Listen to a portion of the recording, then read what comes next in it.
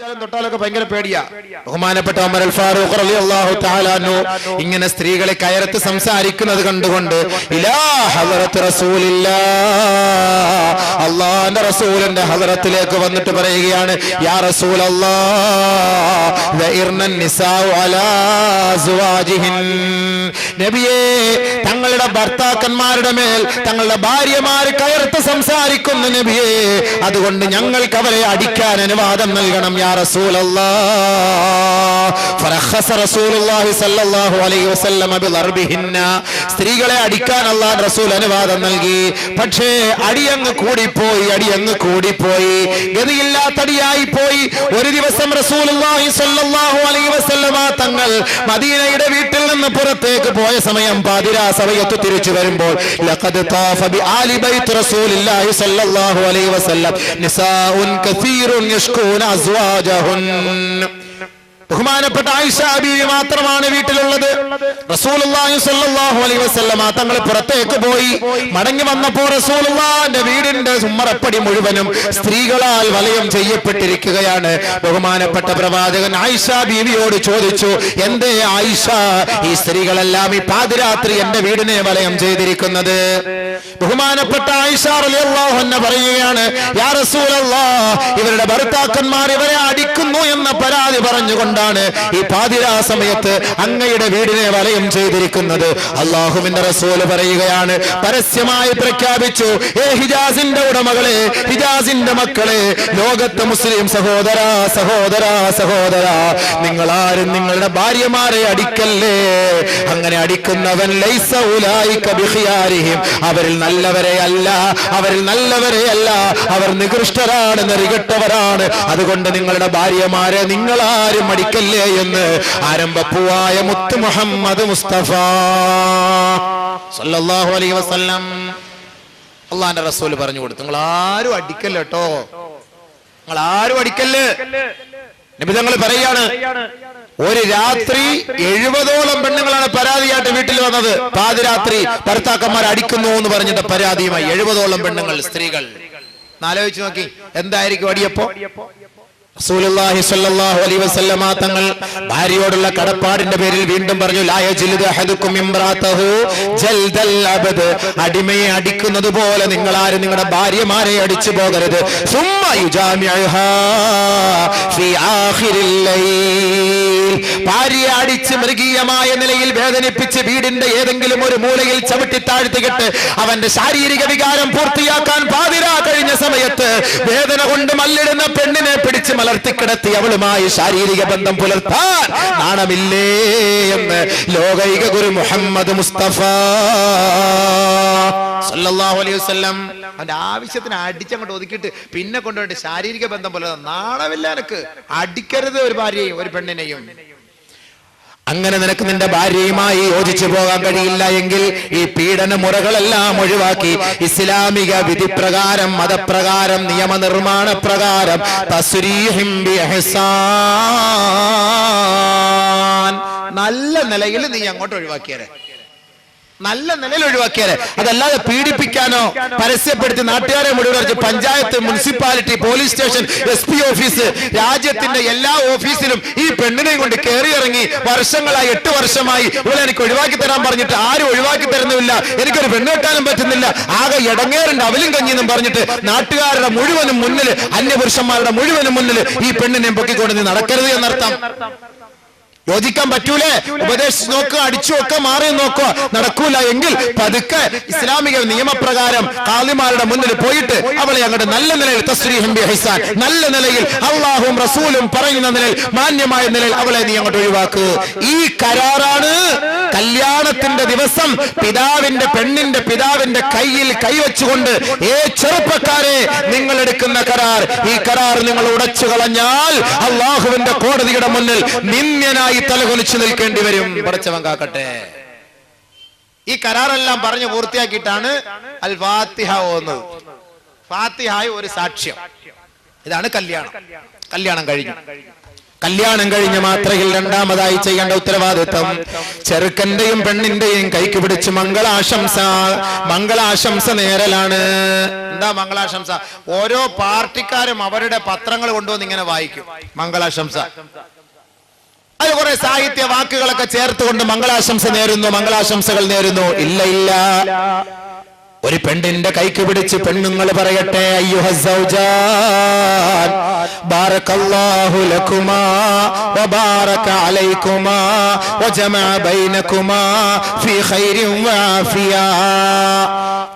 നവവരന്റെ കൈക്ക് പിടിച്ച് സുഹൃത്തുക്കൾ പറയട്ടെ, കല്യാണത്തിന് വന്ന സഹോദരങ്ങൾ പറയട്ടെ, അയ്യുഹസ്സൗജാൻ ബാറകല്ലാഹു ലകുമാ വബാറക അലൈകുമാ വജമഅ ബൈനകുമാ ഫീ ഖൈരിൻ വആഫിയ. അതാണ് ഉസ്താദുമാർ ഫാത്തിഹ ഓതി ദുആ ചെയ്യുമ്പോൾ 3 പ്രാവശ്യം പറയുന്നത്, അയ്യുഹസ്സൗജാൻ, ഓ നവവധൂവരനേ, ബാറകല്ലാഹു ലകുമാ, നിങ്ങൾക്ക് രണ്ടുപേർക്കും അല്ലാഹു ബർക്കത്ത് ചെയ്യട്ടെ, അനുഗ്രഹം ചൊരിയട്ടെ. വബാറക അലൈകുമാ, നിങ്ങളുടെ ജീവിതത്തിലും അല്ലാഹു അനുഗ്രഹം ചൊരിയട്ടെ. വജമഅ ബൈനകുമാ ഫീ ഖൈരിൻ വആഫിയ, സന്തോഷകരമായ ജീവിതം നയിക്കാൻ അല്ലാഹു നിങ്ങൾക്ക് രണ്ടുപേർക്കും തുണ നൽകട്ടെ, തൗഫീഖ് നൽകട്ടെ. വജമഅ ബൈനകുമാ ഫീ ഖൈരിൻ വആഫിയ, അതാ പറഞ്ഞത്. ഇതാണ് മംഗളാശംസ. എല്ലാവരുടെ കൈക്ക് പിടിച്ചും പറയണം. ഇത് ചെറുക്കന്മാരുടെ കൈക്ക് പിടിച്ച് കല്യാണത്തിൽ പങ്കെടുക്കുന്ന ഒരാള് പോലും പറയും നമ്മൾ കണ്ടില്ല.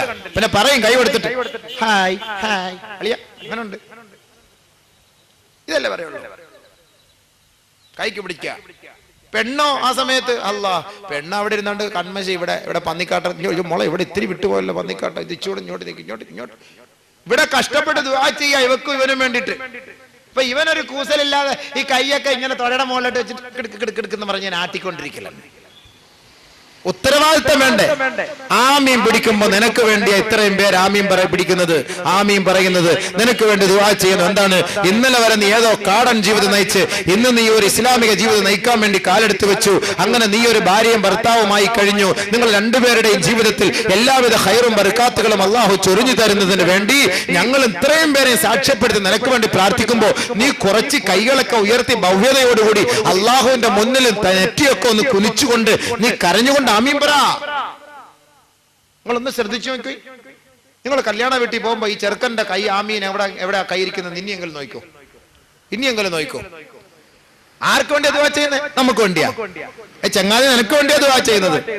നീ ഒന്ന് കാര്യമായിട്ട് ആമീൻ പറ. നീ കാര്യമായിട്ട് ആമീൻ പറയാതെ ഞങ്ങൾ മാത്രം പറഞ്ഞിട്ട് എന്താ കാര്യം? നീ കാര്യമായി ആമീൻ പറയാത്തത് കൊണ്ടാണ് കല്യാണം കഴിഞ്ഞ് 5-6 ദിവസം കഴിഞ്ഞിടം മുതൽ അടിയും വെള്ളപ്പൊക്കവും തുടങ്ങുന്നത്.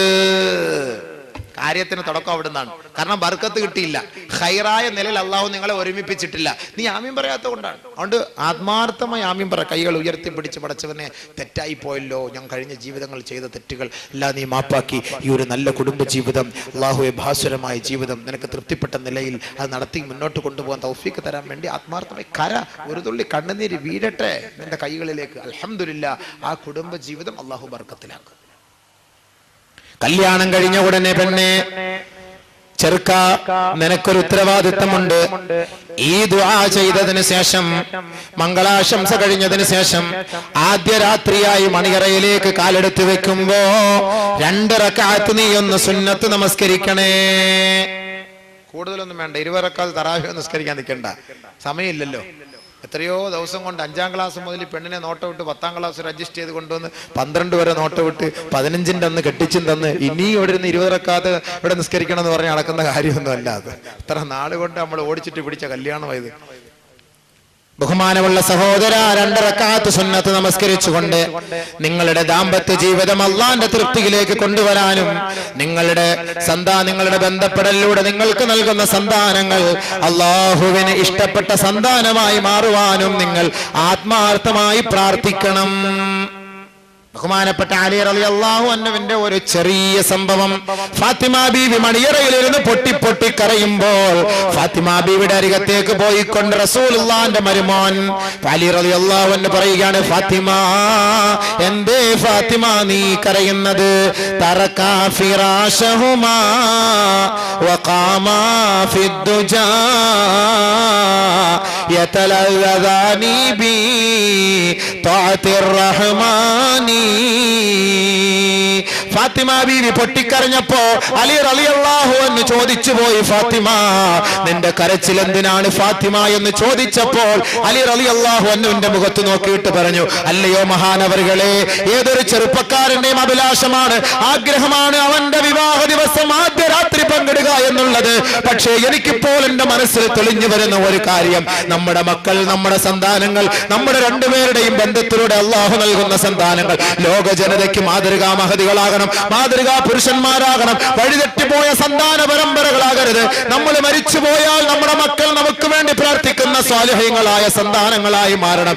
മഹാനവറുകളെ, ഇന്ന് നമ്മൾ രണ്ടുപേരും ഒരു പന്തലിന്റെ കീഴിലാണ്, ഒരു കുടക്കീഴിലാണ്, ഒരു മണിയറയിലാണ്, ഒരു പുതപ്പിന്റെ കീഴിലാണ്. നാളെ ഈ ഫാത്തിമ ഒറ്റപ്പെട്ട ഒരു കുഴിക്കകത്ത് പോയി കിടക്കേണ്ടി വരും. നാളെ എന്റെ ഭ്രാന്തനായ എന്റെ ഭർത്താവായ അങ്ങും ഒറ്റപ്പെട്ട ഒരു കബറിനകത്ത് പോയി കിടക്കേണ്ടി വരും. മഹാനവറുകളെ, ആ ഒറ്റപ്പെട്ട ജീവിതത്തിലും അള്ളാഹു നമ്മുടെ രണ്ടുപേരുടെയും ആത്മാവിനെ സംഗമിപ്പിക്കുവാൻ, സമ്മേളിപ്പിക്കുവാൻ, സന്തോഷിപ്പിക്കുവാൻ ഈ ആദ്യ രാത്രിയുടെ പ്രാർത്ഥന അള്ളാഹു സ്വീകരിക്കും. അതുകൊണ്ട് നിങ്ങളൊരു കാര്യം ചെയ്യണം. ഇന്നത്തെ രാത്രി ഒന്ന് മാറ്റിവെച്ചുകൊണ്ട്, ഉറക്കം മാറ്റിവെച്ച്, കുസൃതികൾ മാറ്റിവെച്ച്, രഹസ്യങ്ങൾ പരസ്യങ്ങളെല്ലാം മാറ്റിവെച്ചുകൊണ്ട് പടച്ച തമ്പുരാന്റെ മുന്നിൽ 2 റക്അത്ത് നമസ്കരിക്കാൻ നിങ്ങൾ അനുവാദം തരുമോ ഇല്ലയോ എന്ന ശങ്ക എനിക്ക് വന്നുപോയി. അതാണ് ഞാൻ കരഞ്ഞു പോയത് മഹാനവറുകളെ. അത്രയുള്ളോ? പ്രശ്നമില്ല, ഒഴിവാക്കാം. തറക്കാ ഫിറാശഹുമാ വഖാമാ ഫിദ്ദുജാ യതലദാനി ബി തഅതിർ റഹ്മാനി. രണ്ടുപേരും വിരിപ്പങ്ങൊഴിവാക്കി. വഖാമാ, അവർ രണ്ടുപേരും നിലകൊണ്ടു. ഫിദ്ദുജാ, നേരം വെളുക്കുവോളം അവർ നിന്നു. യതലദാനി, അവർ രണ്ടുപേരുടെയും ആനന്ദം, രണ്ടുപേരുടെയും കുസൃതി, രണ്ടുപേരുടെയും സന്തോഷം ബിതഅതിർ റഹ്മാനി. കാരുണ്യവാനും പരമകാരുണികനുമായ തമ്പുരാനെ സ്തുതിക്കലിലൂടെയും പ്രകീർത്തിക്കലിലൂടെയും സ്തുതികീർത്തനങ്ങൾ അർപ്പിക്കലിലൂടെയുമായിരുന്നു ആദ്യ രാത്രി അവരുടെ രണ്ടുപേരുടെയും സന്തോഷം. അതുകൊണ്ട് എന്താ സംഭവിച്ചത്? അവരുടെ രണ്ടുപേരുടെ പ്രാർത്ഥനയുടെ ഫലമായി ഇറാഖിന്റെ മണ്ണിൽ വെള്ളം കിട്ടാതെ കണ്ട് യൂഫ്രട്ടീസിന്റെയും ടൈഗ്രീസിന്റെയും ഓരത്ത് കിടന്ന് പിടഞ്ഞു പിടഞ്ഞ് ഹസൻ ഹുസൈൻ റളിയല്ലാഹു തആല അൻഹു മരണപ്പെട്ടുവെങ്കിൽ, സഹോദര, ഹുസൈൻ റളിയല്ലാഹു അൻഹുവിന്റെ വേർപാടിൽ ദുഃഖിച്ച ലോകമേ, മുഹറമിൽ നിങ്ങൾ ആ ഒരു സ്മരണ അയവിറക്കുമെങ്കിൽ ഏറ്റവും നല്ല ശുദ്ധജല തടാകത്തിന്റെ ഓരത്ത് കിടന്ന് ഒരു തുള്ളി വെള്ളം പോലും കുടിക്കാതെയാണ് ബഹുമാനപ്പെട്ട മഹാനായ ഷഹീദ് ഹുസൈൻ റളിയല്ലാഹു അൻഹു ലോകത്തോട് വിട പറഞ്ഞതെങ്കിൽ, ഹുസൈൻ റളിയല്ലാഹു അൻഹുവിനെ കുറിച്ച് സ്മരിക്കാത്ത ഒരു മുസ്ലിം ഇന്ന് ലോകത്തുണ്ടോ? ഏതെങ്കിലും ജുമാ ഖുത്ബയിൽ ഹസൻ ഹുസൈനെ സ്മരിക്കാത്ത ഒരു ജുമായുണ്ടോ, ഒരു ദുആയുണ്ടോ?